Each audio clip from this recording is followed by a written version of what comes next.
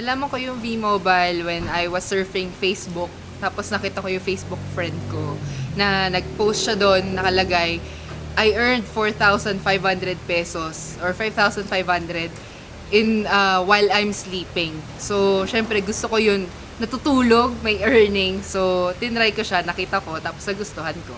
First networking company ko kasi to. So, wala akong kaalam-alam. Tapos yung nag-invite sa akin is from Cebu. Pero dahil nga gustong-gusto kong gawin yung negosyo, may pangarap ako sa buhay, ginawa ko lahat.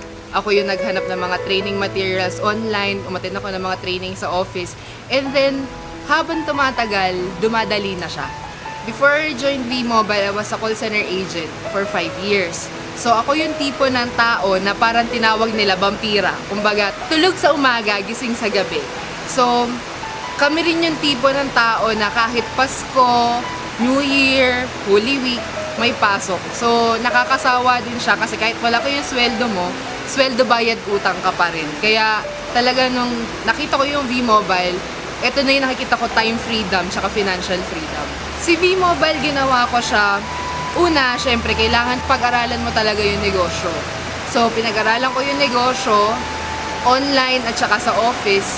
And then, ginawa ko siya mostly online sa paghanap ng mga tao na makakakita or makakagusto ng negosyo.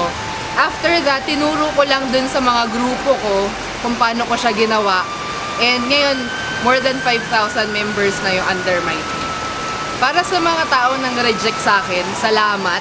Kasi yun yung mga taong nagpatibay sa akin. Kasi naniniwala ako na kung magpapadala ako dun sa mga rejections na yon, walang mangyayari sa buhay ko. Ma-advise ko sa mga members ng V-Mobile, kailangan unang-una talaga is mag-desisyon ka. Kasi kung wala kang desisyon na gusto mong baguhin yung buhay mo, kahit gaano kagaling ng mentor mo, kahit gaano kaganda ng mga trainings na pinoprovide sa'yo, kahit gaano kagaling ng skills and talents mo, walang mangyayari sa'yo kung hindi mo pagdedesisyonan na gawin to. Para sa mga gusto sumali sa V-Mobile, masasabi ko lang sa inyo, i-grab nyo na. Kasi, di ba, ilang beses ka nagpe-pray kay God kung ano yung gusto mong mangyari sa buhay mo. Alam ko may pangarap ka rin. Huwag mong patulugin yung pangarap mo. Maraming paraan, maraming opportunities katulad ng V-Mobile na makakatulong sa'yo for sure. Ang kailangan mo lang talaga is decision para maging successful ka sa buhay mo. Huwag kang makinig dun sa mga taong sinasabing hindi totoo yan, or scam yan, or pyramiding yan. Kasi kung yung tipong sila ba yung mga tao na negative sa'yo, na sinasabi nila na hindi totoo yan, okay lang maniwala ka. Kung if and only if, pag may nagkasakit sa pamilya mo, sila yung magpapa-ospital sa family mo. Pag nagutom yung pamilya mo, sila yung magbibigay ng pagkain sa family mo. Pero kung hindi, sila mismo buhay nila, hindi nila maayos, papakalman ka pa nila. So, better think and act and decide on your own kung ano bang tingin mo para sa'yo. The winner of the MySurf MyRide promo and will win the grand prize of Mitsubishi Montero Sport is Miss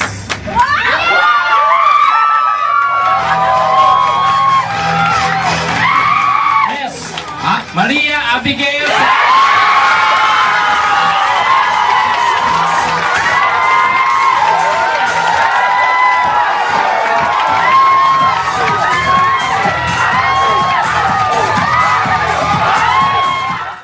Ayun, so very thankful ako kasi because of V-Mobile, nakuha ko yung pinapangarap ko na brand new SUV, which is Mitsubishi Montero. Nakuha ko siya, pinagkaloob siya ni God through V-Mobile dahil nagkaroon nga ng MyTurf MyRide, which is nung nilaunch siya ng V-Mobile, it's all about incentivized consumerism, which means hindi ka magbebenta ng load, gagamitin mo lang yung prepaid load na lagi mo naman ginagawa, and you will earn from your group's consumption. So, ginawa ko siya dahil alam ko makakatulong siya sa akin at sa company. And may biglang promo dito sa MyTurf nga na program. And luckily nga, sa akin napunta yung brand new Montero Sport. Well, actually, sa lahat ng mga na-achieve ko, yung pinaka nakakatuwa talaga yung mga na-achieve ko sa V-Mobile. It's because 5 years ako naging call center agent. I'm working 9 hours to 12 hours a day. Pero, never akong kumita ng malaki. And sa V-Mobile, ginagawa ko lang siya 2 to 4 hours a day lang siya. And I earned my first 1 million pesos in this business, working 2 to 4 hours a day. Nakakapagpasko ako, nakakapag-New Year ako. Gumigising ako kung kailan ko gusto, natutulog ako kung kailan ko gusto. Hindi ako nagkakasakit because before, lagi ako nagkakasakit ng call center agent pa ako. And yun talaga yung super thankful ako kasi nababalance mo eh. Yung where you are earning, your family and friends, and what you love to do. So that's very important for me.